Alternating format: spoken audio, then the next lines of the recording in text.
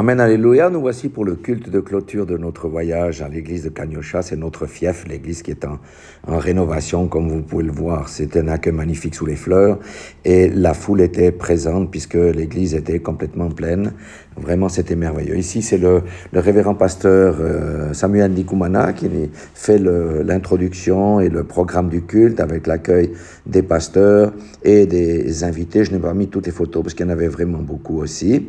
Et nous attendions ici notre tour pour monter sur le podium et nous adresser un mot à l'Assemblée. Nous avons parlé en Kirundi, c'était vraiment relax, vraiment c'était quelque chose de très très bien. Et nous étions très heureux d'être présent dans cette église-là. Ma femme, comme moi d'ailleurs, elle a prononcé quelques mots en Kirundi et la foule a vraiment répondu avec des Alléluia, des gloires à Dieu. Ensuite est venu le temps des chorales.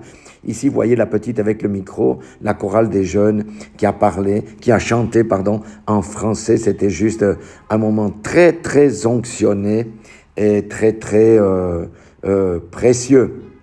Ici, c'était plus traditionnel avec ce groupe de femmes, avec leur bultano, on appelle ça un bultano. Ici, c'était un temps de louange très, très vivant, comme vous pouvez le voir. Il y en avait beaucoup de chorales, j'en ai pris que ces deux-là. Et regardez, c'était tellement festif que ma femme, qui aime s'exprimer par la danse, moi, je peux pas rivaliser avec elle. Hein. Et voilà, le moment est arrivé maintenant pour la prédication. Moment très important ici parce que cette prédication onctionnée par le Saint-Esprit a conduit les gens à une profonde repentance et nous avons cassé les dogmes de dire que la femme est inférieure à l'homme alors que la Bible déclare le contraire. Nous sommes parfaitement égaux et nous avons parlé des relations dans le couple parce que les rôles sont différents malgré notre égalité et aussi les relations avec les brebis et les pasteurs. Ça a vraiment touché le cœur parce que c'était un moment intense où nous avons, par la parole de Dieu, abattu les pieux de la tradition, des mauvais enseignements qui ont été semés dans l'esprit des gens et dans le cœur des gens. C'était vraiment très, très important et c'est ce genre de choses qui permet de renverser les forteresses mentales et de planter la véritable parole de Dieu parce que c'est la parole de Dieu in fine qui libère et qui détruit toutes les forteresses à cause des mauvais enseignements et des choses qu'on a implantées dans leur esprit depuis des générations. Après ce moment d'importance, eh bien, c'est Pasteur Ruth, ma femme, qui a conduit l'Assemblée dans une repentance individuelle mais aussi collective parce que tout le monde s'est repenti, des paroles blessantes des époux envers leurs femmes et aussi les femmes envers leurs hommes parce qu'elles ont parfois manqué de respect parce qu'elles étaient poussées à bout et vraiment c'était quelque chose de vraiment merveilleux. Ma femme a aussi encore bien mis l'accent sur les relations des couples pastoraux, comme je l'avais déjà mentionné, mais elle a encore appuyé le champignon parce que le couple pastoral doit être un exemple pour le peuple de Dieu, pour les brebis, car les brebis observent tout et s'ils ne sont pas un exemple, un modèle, eh bien ils perdent toute crédibilité et les gens ne vont pas mettre en pratique ce que le couple pastoral ne met pas en pratique dans la vie quotidienne. Vient le moment de la séparation, nous avons à notre surprise reçu un joli cadeau.